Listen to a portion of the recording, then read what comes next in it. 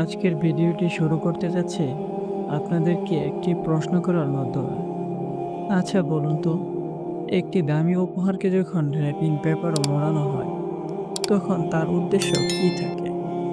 ভেতরের বস্তুটা কি গোপন রাখা, নাকি র্যাপিং পেপারকে আকর্ষণীয় করে তোলা?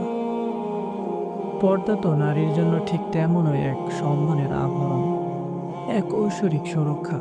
কিন্তু আমরা কি আজকাল সেই সুরক্ষার আবরণের চেয়ে এর ডিজাইন, রং আর চাকচিক্য নিয়ে বেশি ব্যস্ত হয়ে পড়ছি না?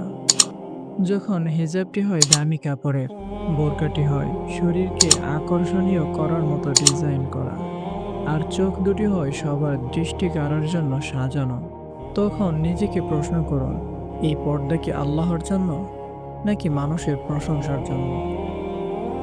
আসল পর্দা তো কাপড়ের টুকরো রেখে অন্তরে ফরজ হয়। যে অন্তর আল্লাহর বয়ে বিনম্র, যে মন পরপুরুষের আকর্ষণ থেকে নিজেকে লুকিয়ে রাখতে চায়, তার সাধারণ এক টুকরো কাপড়ই পর্দা পালনের জন্য যথেষ্ট। আর যে অন্তর চায় নিজেকে প্রকাশ করতে, তার জন্য দুনিয়ার সবচেয়ে দামি বোরকাও একটি ফ্যাশন শো এর পোশাক মাত্র। পর্দা মানে নিজেকে অসুন্দর করে উপস্থাপন করা নয়। পর্দা মানে নিজের সর্বোচ্চ সম্মান ও সৌন্দর্যকে শুধুমাত্র তাদের জন্য সংরক্ষণ করা যারা এর প্রকৃত অধিকারী। এটা কোনো সীমাবদ্ধতা নয়, এটা নারীর জন্য আল্লাহর দেওয়া সর্বোচ্চ মর্যাদা।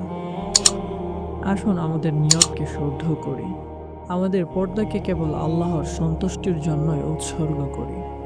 এমনভাবে নিজেকে আবৃত করি যেন আমাদের দেখে কোনো পুরুষের মনে পাপের উদ্রেক না হয়, বরং সম্মান জেগে ওঠে।